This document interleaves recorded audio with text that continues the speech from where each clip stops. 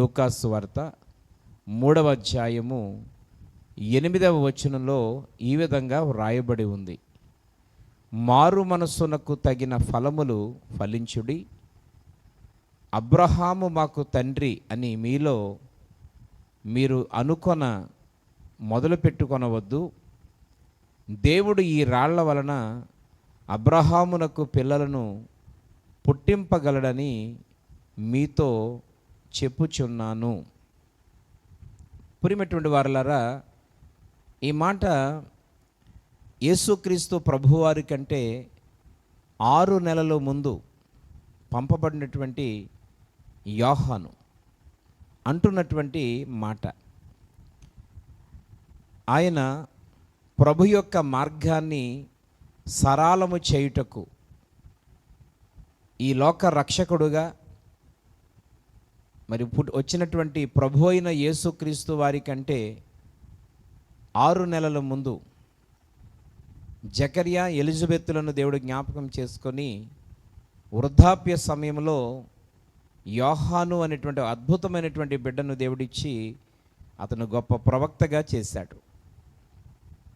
యేసుక్రీస్తు ప్రభువారి కంటే 6 నెలల ముందు పంపబడిన వాడై ప్రభు యొక్క మార్గాన్ని సరళం చేస్తూ దేవుని యొక్క రాకడ కొరకు మరి సిద్ధపరచబడిన వారికి బాప్తిస్మాన్ని ఇస్తూ, మరి నా వెనక వచ్చేవాడు మరి అగ్నితో బాప్తిస్మం ఇస్తాడు, నేనైతే నీటితో బాప్తిస్మం ఇస్తున్నాను, నా వెనక వచ్చేవాని యొక్క మరి చెప్పులు పట్టుకోవడానికి కూడా నేను యోగ్యుడను కాను అని తనకు తాను తగ్గించుకుంటూ ప్రభు యొక్క మార్గాన్ని సరళం చేస్తున్నటువంటి యోహాను ఒక సందర్భంలో ఆ స్థలంలో కూడుకున్న అనేక మంది ఆత్మీయులకు బాప్తిస్మం ఇవ్వడానికి వచ్చి ఆ బాప్తిస్మం పొందబోయే వారిని చూసి ఈ మాట అంటున్నాడు.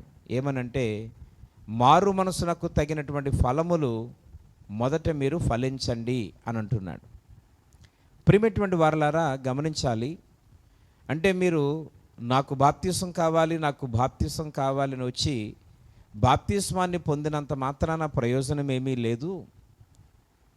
మనసు మారకుండా గత జీవితంలో గత రోజులలో ఉన్నటువంటి ఆ యొక్క బ్రతుకు లేదా ఆ అలవాట్లు ఆలోచన విధానం మారకపోతే మీరు బాప్తిస్మం తీసుకున్న ప్రయోజనం లేదు అని చెప్తూ చాలా వేదనతో భారంతో అంటున్నటువంటి మాట ఏంటంటే, మారు మనసునకు తగినటువంటి ఫలము ఫలించుడి.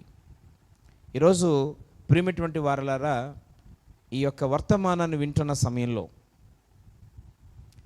కొన్నిసార్లు మనం ఇలా చెప్పుకుంటూ ఉంటాం, నేను పుట్టకతోటే క్రైస్తవుడని, పుట్టకతోటే క్రైస్తవురాలనని, లేదా మేము ప్రభువుని తెలుసుకొని మరి చాలా కాలమైందని, 30 సంవత్సరాలు దాటిందని, 40 సంవత్సరాలు అయిందని, లేకపోతే 50 సంవత్సరాలు అయిందని మన యొక్క సీనియారిటీ గురించి చెప్పి మనము గొప్పలు చెప్పుకుంటూ ఉంటాం.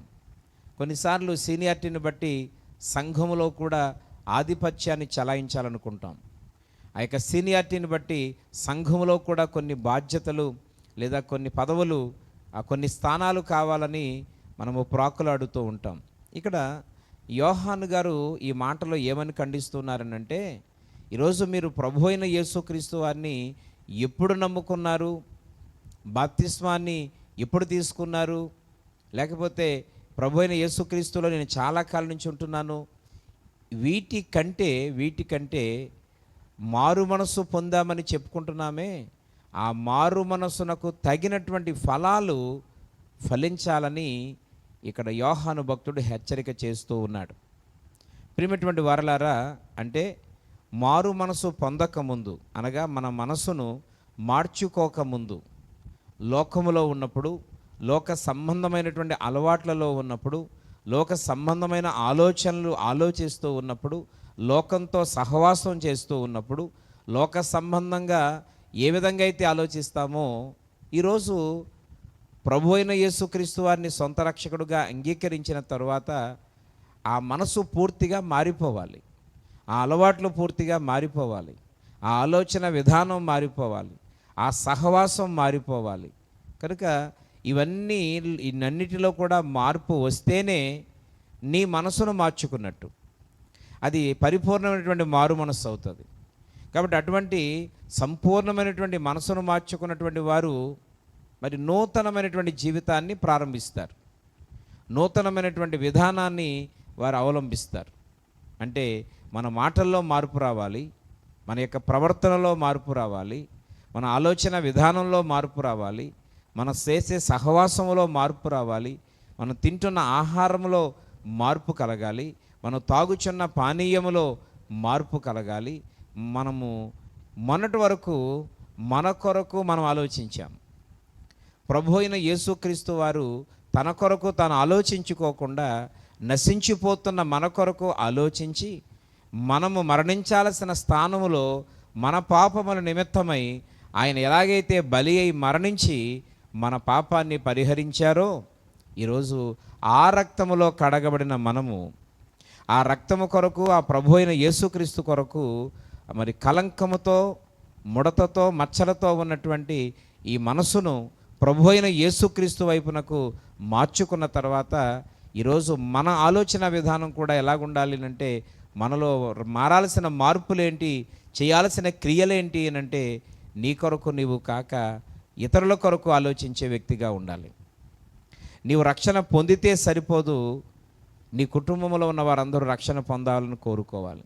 నీ కుటుంబంలో ఉన్న వారందరూ రక్షణ పొందితే సరిపోదు, నీ యొక్క శ్రేయాభిలాషులు, నీ ఇరుగు పొరుగు, ఈరోజు నీకు కుటుంబ సభ్యులుగా ఉన్నటువంటి వారందరూ కూడా రక్షణ మార్గంలో నడిపించాల్సినటువంటి బాధ్యత మనందరిపైన ఉంది అనే విషయాన్ని దేవుడు జ్ఞాపకం చేస్తూ ఉన్నాడు. కాబట్టి చాలామంది మారు మనసు పొంది చాలా సంవత్సరాలు అయిందని చాలా గొప్పలుగా మాట్లాడుతూ ఉంటాం.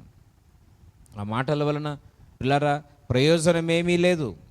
అక్కడ చాలా ఖచ్చితంగా ఆయన ఖండిస్తూ హెచ్చరిక చేస్తూ చెప్తున్నటువంటి మాట ఏంటంటే, మీరు మారు మనసు పొందారు అని చెప్పుకుంటున్నారు, మారు మనసు పొందడానికి వచ్చారు. ఓ బాప్తిసం తీసుకున్నంత మాత్రాన అదేమీ మనకు ఒరిగేది లేదు, కానీ దానికంటే ముందు మీరు మారు మనసునకు తగినటువంటి ఫలాలు ఫలించాలి. మారు మనసు పొందినవాడు ఆ చక్కని మాటలు, చక్కని అలవాట్లు, చక్కని ఆలోచన విధానం, చక్కని సహవాసం, లోకంతో కాక, లోకమనగా ప్రియమైన మిత్రులారా, నీ యొక్క ఆత్మీయ జీవితాన్ని పాడు చేసి, నీకున్నటువంటి ఆ క్యారెక్టర్ను పాడు చేసి, నీకున్న మంచి ఆలోచన విధానాన్ని పాడు చేసేటువంటి సహవాసాన్ని లోకమని చెప్పొచ్చు. కనుక ఈరోజు వాటన్నిటినీ తెగదెంపులు చేసుకొని పరిశుద్ధ మార్గమైనటువంటి దేవుని సన్నిధిలో నీవు చక్కగా నడవడం అనేటువంటిది ఆ మారు మనసు తగినటువంటి ఆ ఫలితం అని చెప్పుకోవచ్చు. కనుక ఈరోజు నీ కొరకు నువ్వు ఆలోచించక ఇతరుల కోసం ఆలోచించి, ఇతరుల రక్షణ కొరకు కన్నీరుగాచి ప్రార్థన చేయడం మారు మనసు తగినటువంటి ఫలితం అని చెప్పవచ్చు. ఈరోజు దేవుని సన్నిధిలో నిత్యము సాగుతూ, ఇతరుల క్షేమం కొరకు ప్రార్థన చేస్తూ, ఇతరుల యొక్క బాధను మన బాధలాగా ఆ భుజాల మీద వేసుకొని వారి కొరకు కన్నీరు కార్చి అవసరమైతే సహాయం కూడా చేసే విధానాన్ని మరి మారు మనసుకు తగినటువంటి ఆ ఫలితం అని చెప్పచ్చు. ఈరోజు ఇలాంటి ఫలితాలు, ఇలాంటి ఫలములు మనలో ఉండాలని మరి యోహాను భక్తుడి ద్వారా దేవుడు మనల్ని హెచ్చరిక చేస్తూ ఉన్నాడు. కనుక ఈ మాటలు వింటున్న నా ప్రియ స్నేహితులారా, దయచేసి ఆలోచన చేయాలని ప్రభువు పేరట తెలియచేస్తూ ఉన్నాను.